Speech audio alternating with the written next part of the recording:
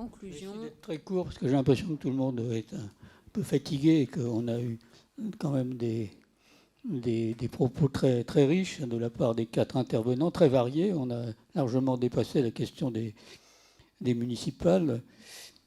Je me suis dit que j'aimerais bien que Stéphane Rosès aille évangéliser Bercy. Ça serait intéressant tout de même d'avoir des pensées comme ça qui se... Je pense que le ministère des Finances a un rôle très important aujourd'hui dans le système français, peut-être plus fort qu'avant, mais avec un horizon culturel qui ne s'est peut-être pas élargi suffisamment. Je crains ça. Je me suis demandé si le pacte civique était cartésien ou spinoziste.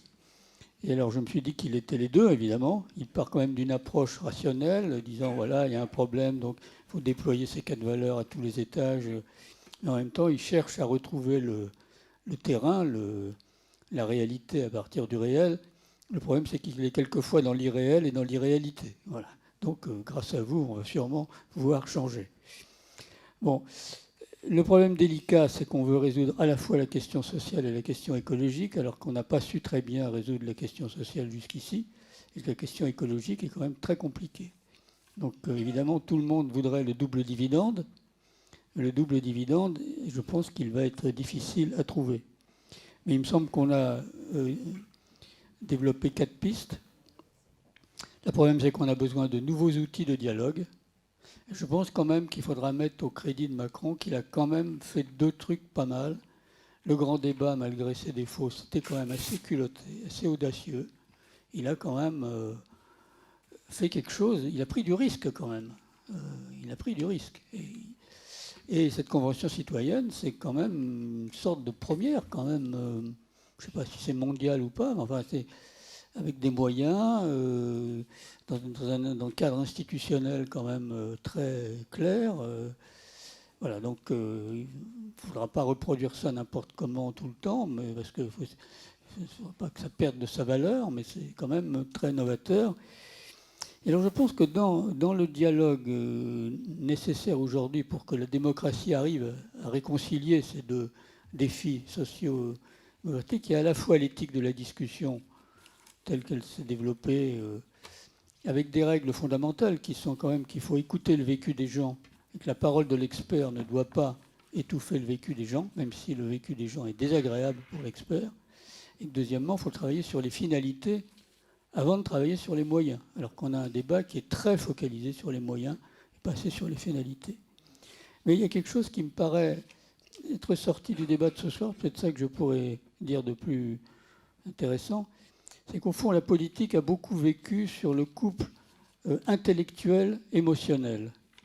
Et au fond, l'idéologie, c'est ce qui permet d'être à la fois intellectuel et émotif. Dans l'idéologie, on a de la passion et on a des penseurs qui ont pensé le truc pour vous. Aujourd'hui, on voit bien que l'émotionnel, ça peut dégénérer vers le populisme. L'intellectuel ne marche plus très bien. On est sur un nouveau couple qui est un couple que je dirais, c'est le couple expérience-sensibilité. Ça, c'est assez novateur quand même. Toutes ces méthodes-là, elles sont là pour dire ce qui se passe, parler d'expérience et partir du vécu de la sensibilité. C'est un couple nouveau quand même. Alors, est-ce qu'il peut être opérationnel ? Ça veut dire que derrière ces besoins d'outils, nouveaux outils de dialogue, il y a besoin de nouveaux leaders. Parce que la participation ne va pas tout régler. Il faut des leaders dans le livre qu'on fait sur la sobriété avec Elisabeth, que je n'avais pas vu, mais qui est là. Il y a Jean-François Caron, le maire de Los en Gouel, qui parle de leader coopératif.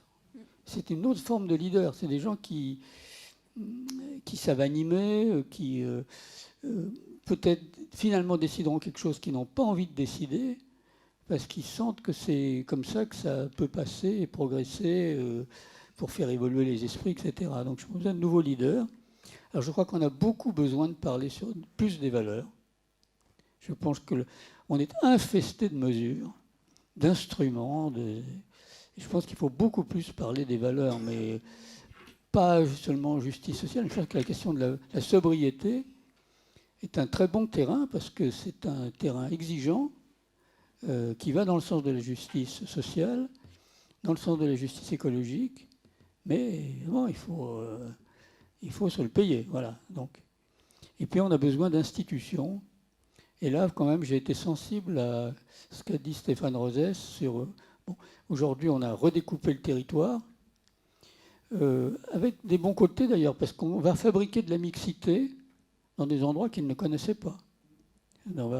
En agrégeant comme ça des bouts de territoire différents de manière un peu abstraite, on va obliger les gens à se parler, alors qu'ils s'ignoraient parfois. Je pense au département que je connais, la Manche.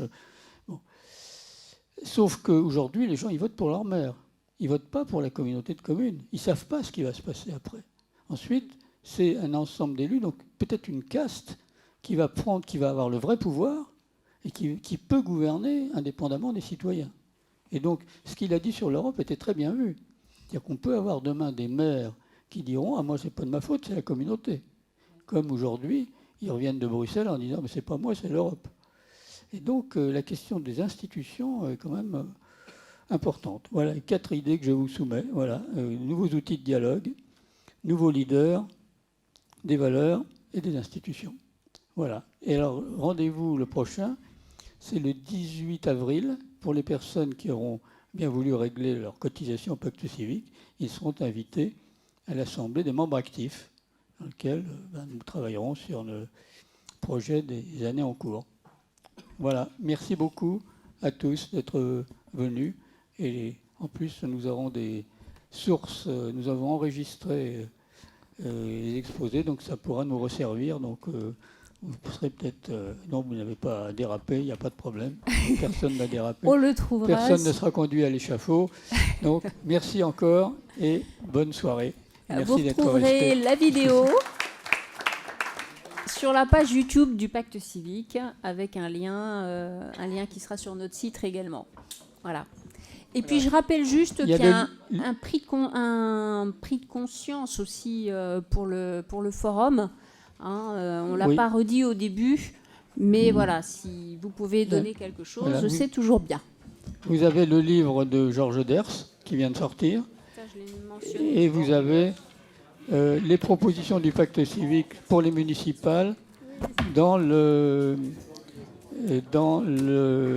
site internet.